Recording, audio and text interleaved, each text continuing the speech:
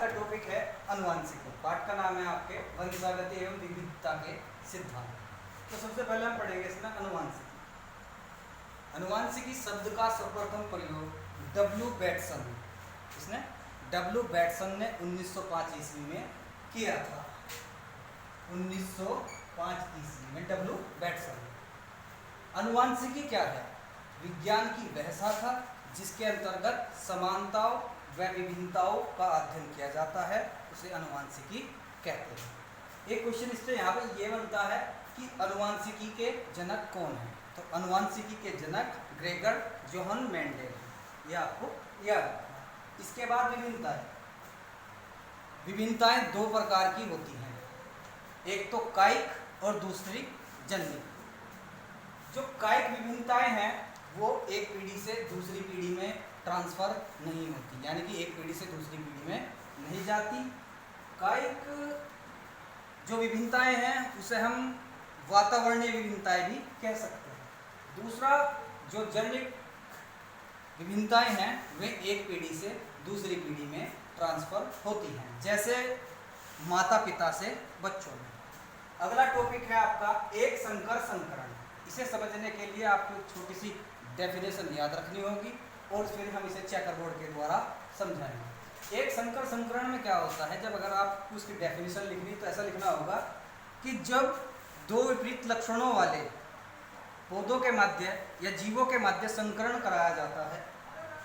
एक संकर संकरण, इसकी डेफिनेशन ऐसा लिखेंगे कि जब विपरीत लक्षणों वाले पौधों के मध्य एक लक्षण को ध्यान में रखकर, क्योंकि ये क्या है, एक संकर संकरण यानी कि एक लक्षण को ध्यान में रखना। तो जब विपरीत लक्षणों वाले जीवों के मध्य एक लक्षण को ध्यान में रखकर संकरण कराया जाता है, तो ऐसे संकरण को एक संकर संकरण कहते हैं।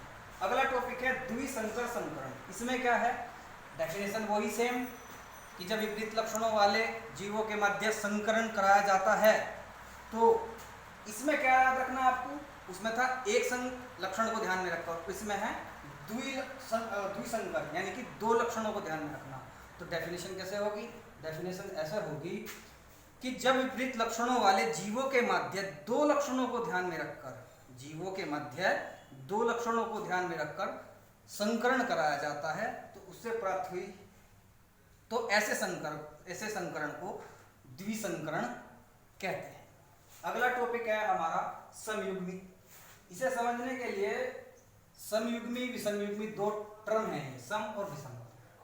जब देखो जो जीनी जोड़े होते हैं, वो जो जीन होते हैं वो जोड़ों में होते हैं। जैसे XX ये इंडिकेट करता है स्त्री को और XY ये इंडिकेट करता है पुरुष को।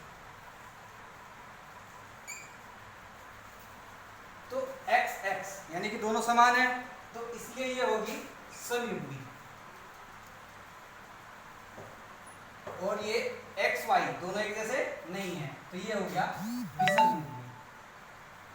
विषमयुग्मी।